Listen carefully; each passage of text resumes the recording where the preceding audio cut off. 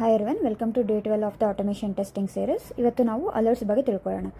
Alerts ಅಂದರೆ ನಾವು ಒಂದು ಬ್ರೌಸರ್ ಪಾಪಪ್ ಅಂತಲೇ ಹೇಳ್ಬೋದು. ಸೊ ಅಲರ್ಟ್ ಯಾವ ಥರ ಹ್ಯಾಂಡ್ಲ್ ಮಾಡೋದು ಮೊದಲು ಅಂದರೆ ನಾವು driver.switch to alert ಎಂಬ ಕಮ್ಯಾಂಡಿಂದ ನಾವು ಯೂಸ್ ಮಾಡ್ತೀವಿ.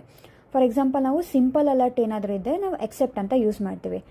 ಅದೇ ಥರ ನಮಗೆ ಕನ್ಫರ್ಮೇಷನ್ ಅಲರ್ಟ್ ಏನಾದರೂ ಬರ್ತಿದ್ರೆ ನಮಗೆ ಆಕ್ಸೆಪ್ಟು ಮತ್ತು ಡಿಸ್ಮಿಸ್ಸನ್ನು ಯೂಸ್ ಮಾಡ್ಬೋದು. ಸೊ ಇವಾಗ ಕನ್ಫರ್ಮೇಷನ್ ಆಕ್ಸೆಪ್ಟ್ ಅಲರ್ಟಲ್ಲಿ ನಾವು ಆಕ್ಸೆಪ್ಟ್ ಮತ್ತು ಡಿಸ್ಮಿಸ್ ಏನು ಯೂಸ್ ಮಾಡ್ತೀವಲ್ವ, ಅದೇ ಥರ ನಾವು ಒಂದು ಪ್ರಾಂಪ್ಟ್ ಬಂದಿರುತ್ತೆ. ಇವಾಗ ನನಗೆ ಪರ್ಟಿಕ್ಯುಲರ್ ಪ್ರಾಂಪ್ಟಿಂದು ನಂಗೆ ಟೆಕ್ಸ್ಟ್ ಏನಾದರೂ ಬೇಕಾಗಿತ್ತು ಅಂದರೆ ಅವಾಗ ನಾನು ಗೆಟ್ ಟೆಕ್ಸ್ಟ್ ಅಂತ ಯೂಸ್ ಮಾಡಿ ಆ ಪಾಪಪ್ಪಿಂದ ನಾನು ಟೆಕ್ಸ್ಟನ್ನು ಫೆಚ್ ಮಾಡ್ಕೊಳ್ಬೋದು. ಸೊ ಅದೇ ಥರ ನನಗೆ ಆ ಕನ್ಫರ್ಮೇಷನ್ ಪಾಪಪ್ ಏನು ಬಂದಿರುತ್ತಲ್ವ, ನಾನು ಏನಾದರೂ ಡಾಟಾ ಅಥವಾ ಟೆಕ್ಸ್ಟ್ ಏನಾದರೂ ಸೆಂಡ್ ಮಾಡಬೇಕು ಅಂತಿತ್ತು ಅಂದರೆ ಅವಾಗ .send ಕೀಸ್ ಯೂಸ್ ಮಾಡಿ ಆ ಟೆಕ್ಸ್ಟನ್ನು ನಾನು ಪಾಸ್ ಮಾಡ್ಬೋದು. ಸೊ ನೀವು ಈಸಿಯಾಗಿ ನೆನ್ಪಿಟ್ಕೋಬೇಕು ಈ ಅಲರ್ಟ್ಸ್ ಯಾವ ಥರ ವರ್ಕ್ ಆಗುತ್ತೆ ಅಂದರೆ, ಸೊ ಈ ಕಮ್ಯಾಂಡ್ ಏನಿದೆಯಲ್ಲ driver.switch to .alert, ಸೊ ಇದು ಕಾನ್ಸ್ಟೆಂಟ್ ಆಗಿರುತ್ತೆ.